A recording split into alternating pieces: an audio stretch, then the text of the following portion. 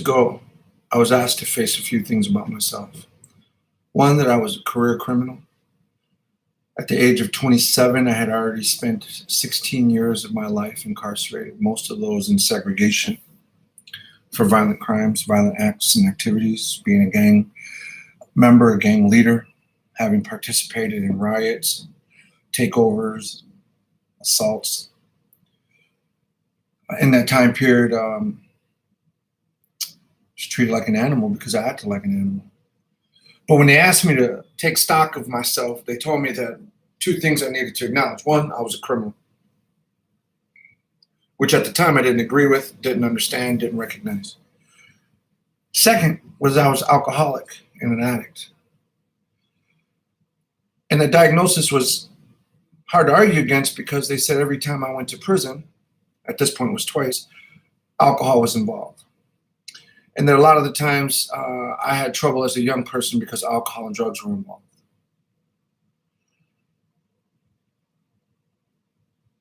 I acknowledged what they were saying was true because I didn't have a better explanation, although I felt that what they were saying didn't apply to me for a particular reason that I couldn't verbalize at the time. I didn't have the vocabulary to explain what was going on with me. I didn't have the education, the insight.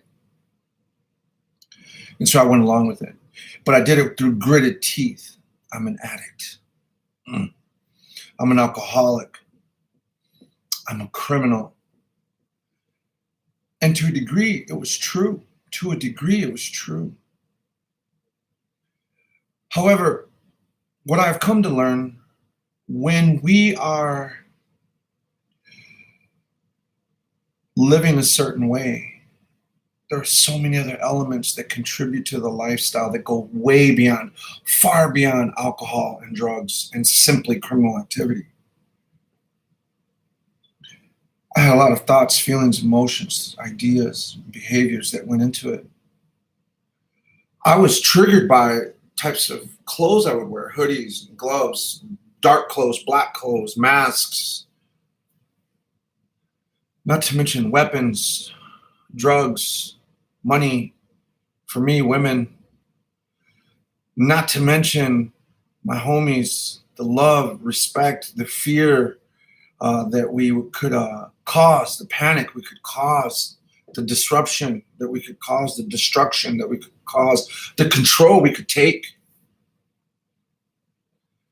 There's something about it when you can ask somebody, tell somebody to go kill or maim, grab somebody, to intimidate somebody. There's a lot to be said about that that goes well beyond drugs and alcohol, well beyond simple criminal activity.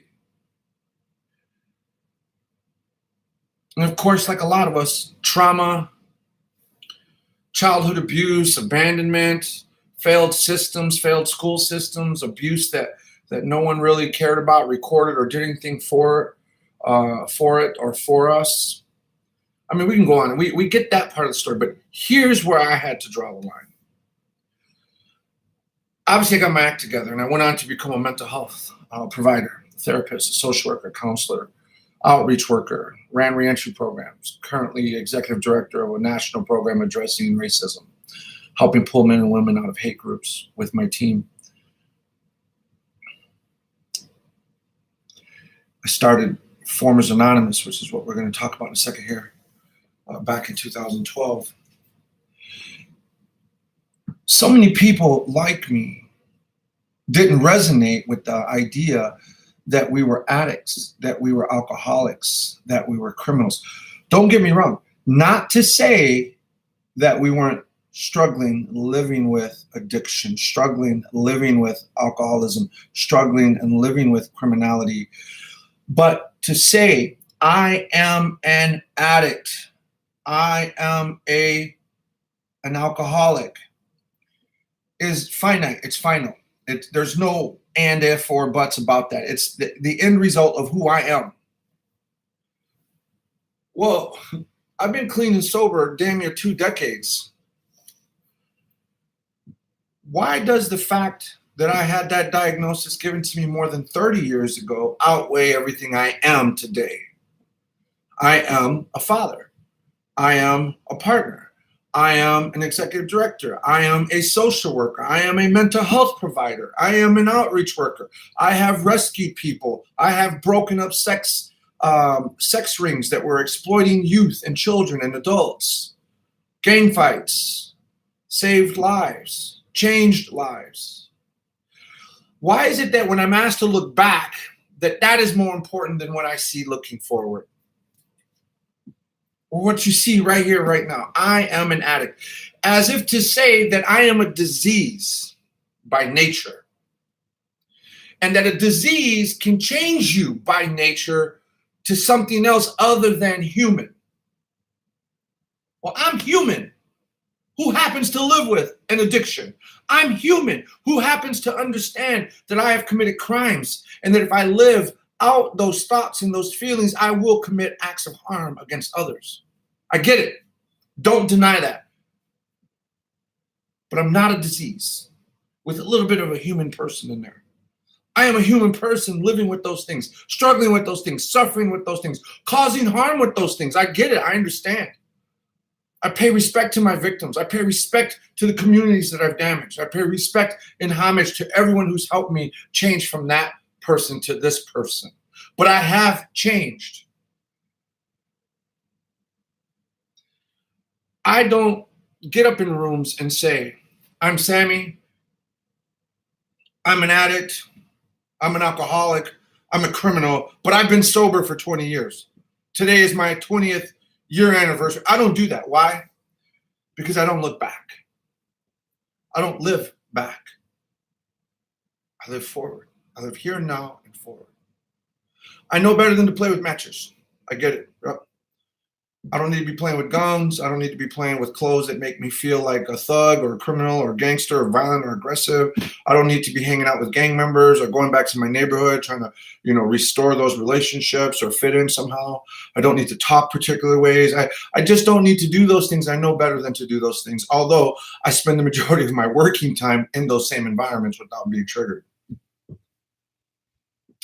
I don't have a cure for alcoholism. I don't have a cure for addiction. I don't have a cure for criminality. They say there are no cures for those things. Well, there are some solutions. And I think instead of having to beat the horse to death routinely, daily, week after week, year after year, by acknowledging that I have this disease as the beginning and the forefront of my conversation, that I want to acknowledge the fact that I have made some change and am sustaining that change. I know what brought me to the damn table. What we need to be spending time is what I bring to the table, what you bring to the table. Hope, strengths, and experiences aren't rooted in your addiction. They're rooted in your freaking recovery. They're rooted in your strength. They're rooted in your hard work. They're rooted in your activities and your actions and your commitments and your morals and your values. The 80-20 rule. 80% talking about your positivity, 20% maybe what the problem is, but bringing that 80% to that 20% on a regular basis. A former is someone who has been there and done that, but who is also in the process right here, right now, right in front of you, working on some stuff, but hasn't quite completed that project, and down the road, some point will be a better example than what I am right now even. That's a dynamic definition of what was once described through a static definition of alcoholism, addiction, and criminality.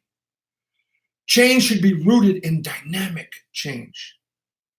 Not through fear, not through shame, not through guilt about what's back there. That doesn't mean that we don't need to be concerned with reconciling. Doesn't mean we shouldn't be pursuing forgiveness.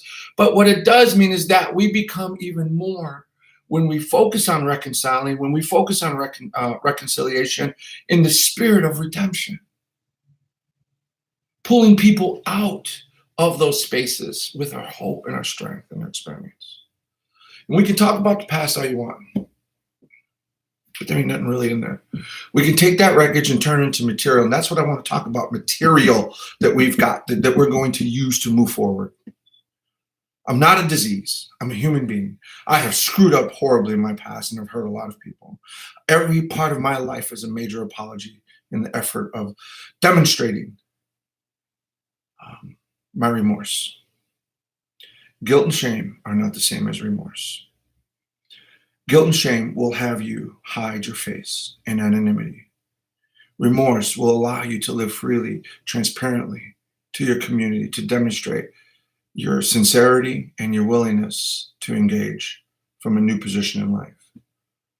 I'm Sammy. I am a former, and I'm much more than that as well. Thank you for listening. Are you a former?